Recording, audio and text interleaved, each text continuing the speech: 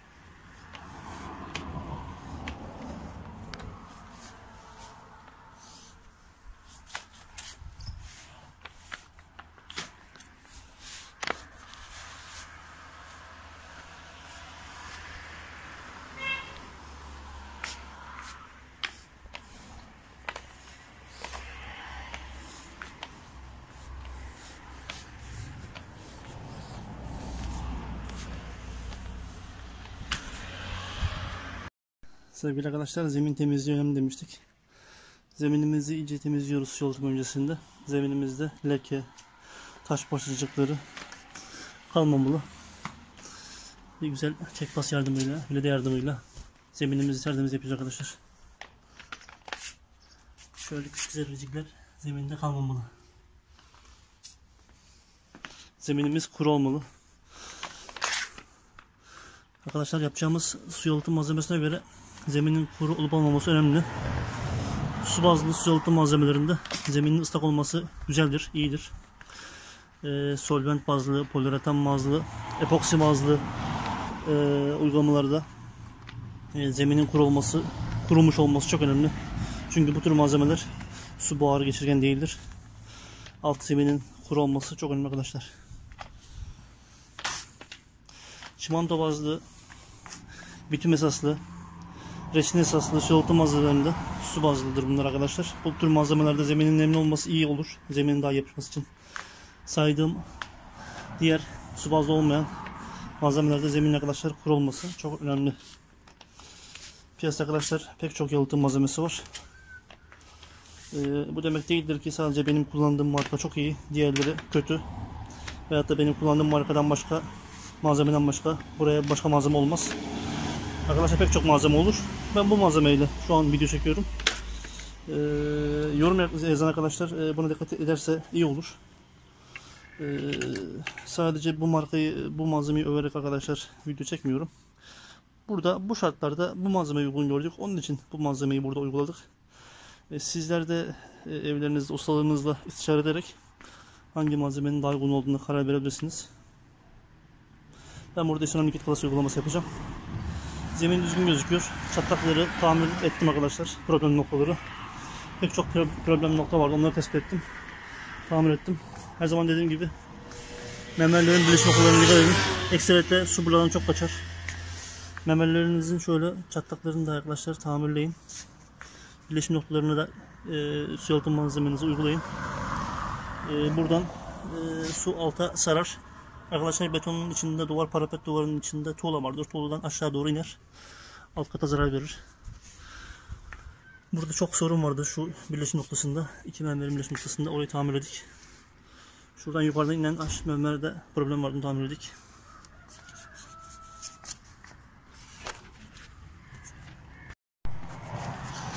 Arkadaşlar bu tür yerlerde şu şekilde mermer yüzeyin altına odaklanın muhakkak.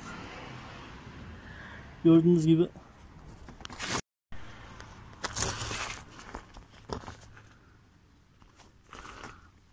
içine parmak girecek boşlukları var. Mermerden arkadaşlar dönen su buradan boşlukların içine girer. Bunlar daha önceden çatıyı yapan veya ustalarımızın, smoycularımızın dikkat etmediği hususlar mermercinin. Buradan mermerden giren yağmur suyu buradan şıngılın altına, çatınızın altına, oradan da evinizin içine kadar arkadaşlar girer. Zemini sadece su yalıtım yapmakla iş çözülmez. Buraları dahi. Gördüğünüz gibi bak altta şöyle boşluklar var. Buradan giren su aşağı kadar iner.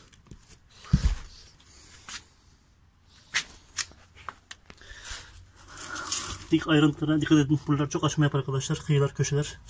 Bunları güzel tamirleyin. Esnek dezloglarla. Her zaman mermerlerin altından dikkat edin. Buradan çok sızar.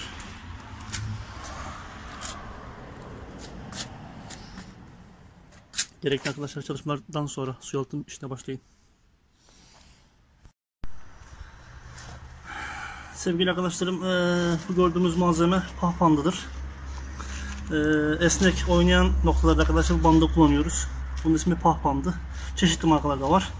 Sıkıntılı bölgeleriniz varsa bu tür bandlardan edinmenizi tavsiye ederim. Bunların kıyıları filelidir. Malzemeyle beraber esnektir, yapıştırabilirsiniz.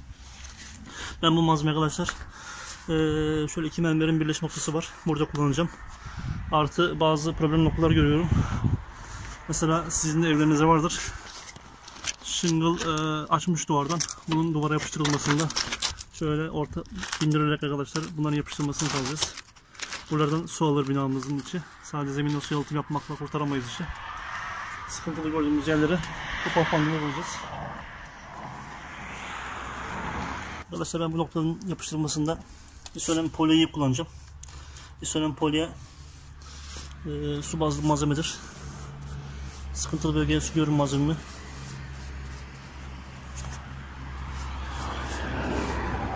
Burası sürekli esneme yapıyor bu mermer. Buraya bu şekilde bir çözüm bulmaya çalışacağım. Uygun ölçüde kestiğimiz bandı buraya koyuyoruz.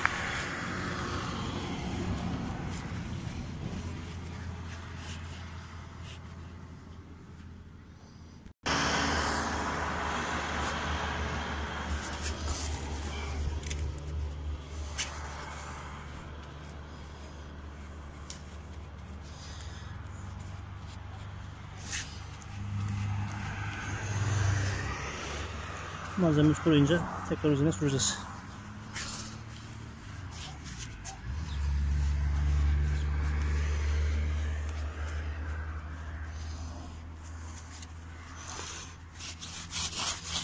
İnsülen polimiz arkadaşlar böyle problem noktalara da sürüyoruz. Çimento tamiri yaptığımız, tamir uyguladığımız yerlere. Şuralarında esnek bir yapıya sahip olmasını sağlıyoruz.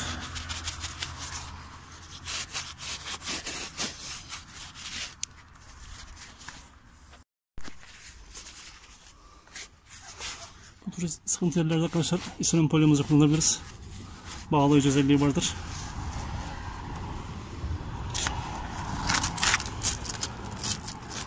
Malzememizi oluşturup üzerinden patlamayı arkadaşlar yapıştıracağız.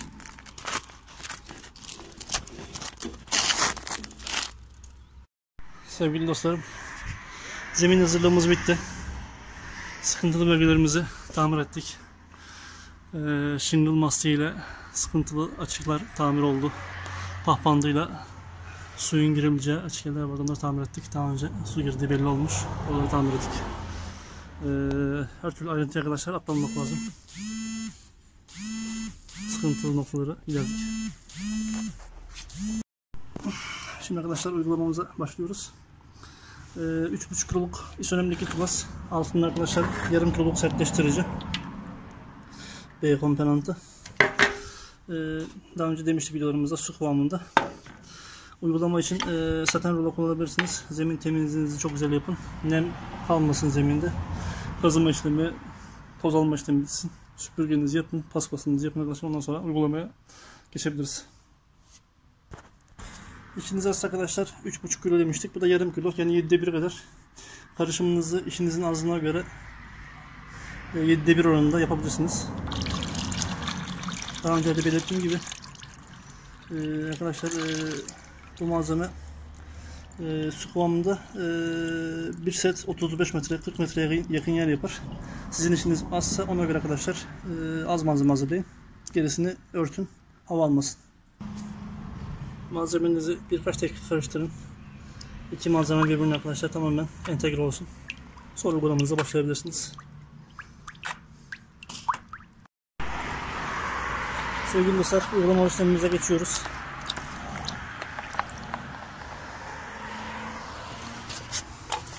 Yan duvarları da arkadaşlar atlamayın. Oradan su aşağı iner. Yan duvarlar arkadaşlar parapet duvar deniyor.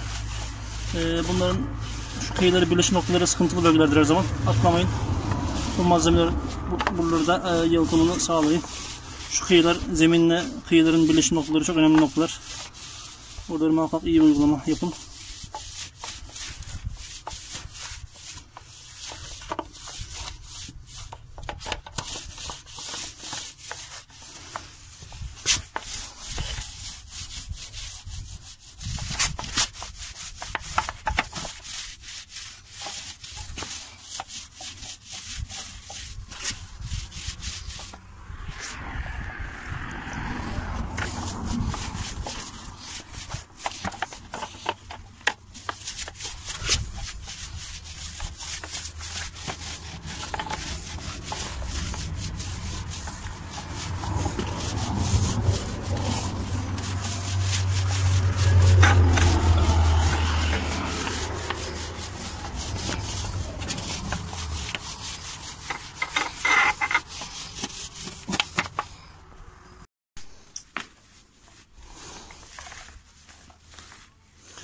Şimdi uygulamamıza başladık arkadaşlar. zeminimizi, cihazlarımızı es geçmeden bütün zeminimizi seramik plasla kaplıyoruz. Birinci kat uygulamamı yapıyorum. Gözden kaçmasın diye arkadaşlar enine ve boyuna uygulama yapmanızı tavsiye ederim. Önce dikini yapın, sonra yatay şekilde yapın. Aksi yönde. Ki gözden kaçırdığınız lazerleri tamamen ilaçla kaplamış olsun. Yan duvarları da arkadaşlar muhakkak yapın.